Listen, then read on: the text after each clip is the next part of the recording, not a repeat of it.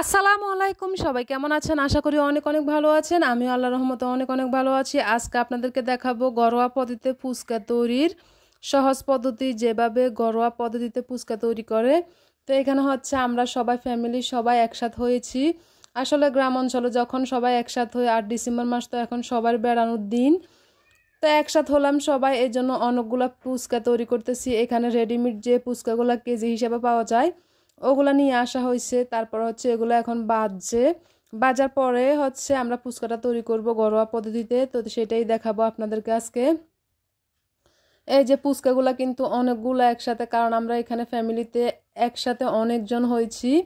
আমার আন্টি আফু অনেকজন মানুষ একসাথে যখন হয় তখন আসলে মজার মজার খাবারগুলো তখন তৈরি করতে খুবই ভালো লাগে, আর খেতেও কিন্তু অনেক মজা লাগে। তো এখানে হচ্ছে এই যে রেডিমেড যে ফুচকাগুলো পাওয়া যায় এগুলো নিয়ে আসা হয়েছে। এখন এগুলো এই যে বাজতেছে। এগুলা কিন্তু দিলে সাথে সাথে তেলের মধ্যে একেবারে ফুলকো ফুলকো হয়ে যায়। আর এখানে হচ্ছে আসলে মাটির চুলা, এই জন্য কিছু ফুচকা হালকা একটুখানি পোড়া, মানে অতটাও না, হালকাভাবে একটু পোড়া গেছে।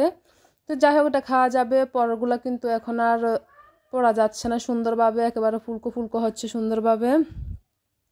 তো দেখতেছেন অনেকগুলা ফুচকা বাজতেছে, কারণ বললাম না ফ্যামিলির সবাই যখন একসাথে হয় তখন আসলে, আর ফুচকাটা মজাটাই খুবই আলাদা। ফুচকা খেতে কিন্তু সবাই পছন্দ করে।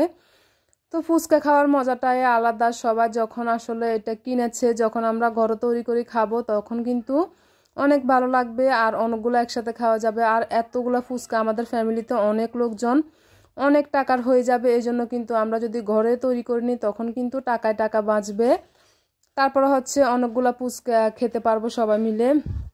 তো এখানে এই যে অনেকগুলা ফুচকা তৈরি করা হয়ে গেছে। এখন হচ্ছে এখানে যে সব ধরনের দিয়ে যে আলু ভর্তাটা করা হয়, আলু ভর্তাটা সুন্দরভাবে মেখে নিচ্ছে, শুকনো মরিচ, তারপরে পেঁয়াজ, তারপরে যা যা লাগে সরিষা তেল, এগুলা দিয়ে আলু ভর্তা করে নেওয়া হয়েছে। আর এখানে হচ্ছে টক টক মানে তেঁতুলটাকে অনেকক্ষণ ধরে ভিজিয়ে রাখা হয়েছে। তারপর হচ্ছে এখন মেখে নিবে, শুকনো মরিচ নেওয়া হয়েছে এখানে।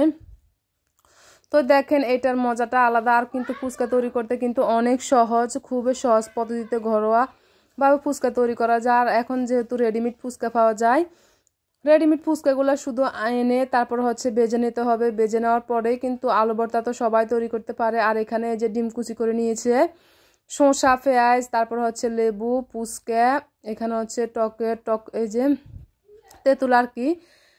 তো সব মিলিয়ে এখানে একসাথে করে নেওয়া হয়েছে, যে সবাই মিলে আমরা এখানে রাত্রের বেলা কিন্তু এই মজাটা অনেক সুন্দর। যখন সবাই মিলে একসাথে আমরা ফুচকা তৈরি করে খাই তখন কিন্তু সবারই ভালো লাগে।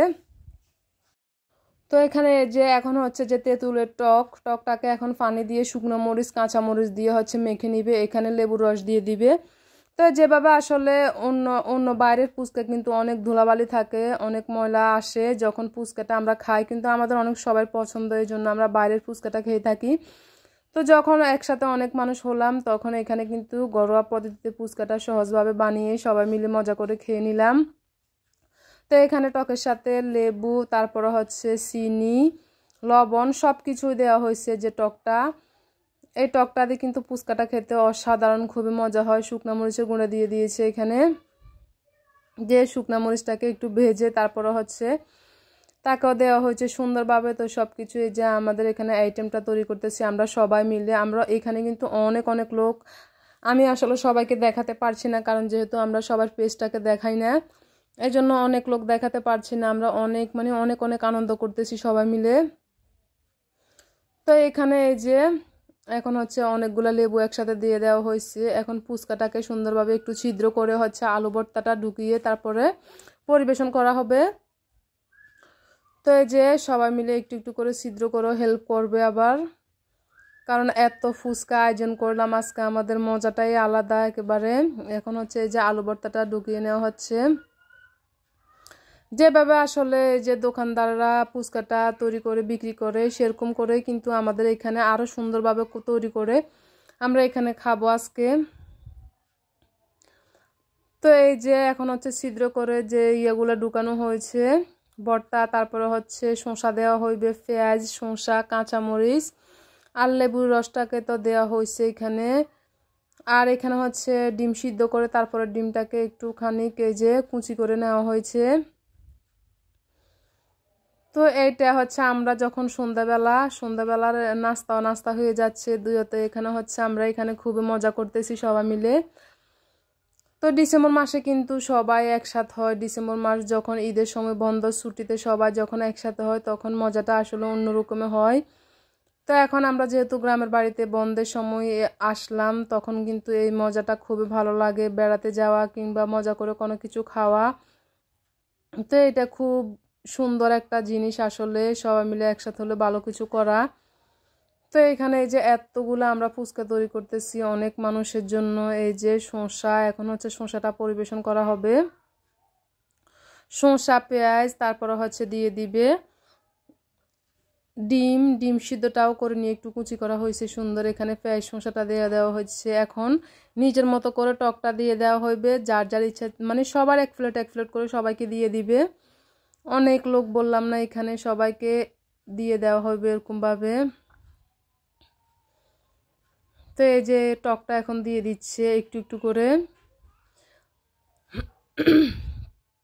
এই যে এখন হচ্ছে টকটা দিয়ে দেওয়ার পরে খাওয়া হবে। আর এটার মজাটাই কিন্তু আলাদা, খুবই অসাধারণ। এই যে দেখিয়ে দেওয়া হচ্ছে আপনাদের, আমার ভাই এখানে, আমার বোনের ছেলে, মানে সবাই মিলে এখানে। আমি আপনাদেরকে কি বলবো, কাউকে দেখাতে পারছি না, এই জন্য আসলে মজাটা কিন্তু অনেক করতেছি, খুবই ভালো লাগতেছে এখানের মজা। তো এই যে খাওয়া শুরু করতেছে, একজনকে মাত্র দেওয়া হয়েছে। তো যাই হোক,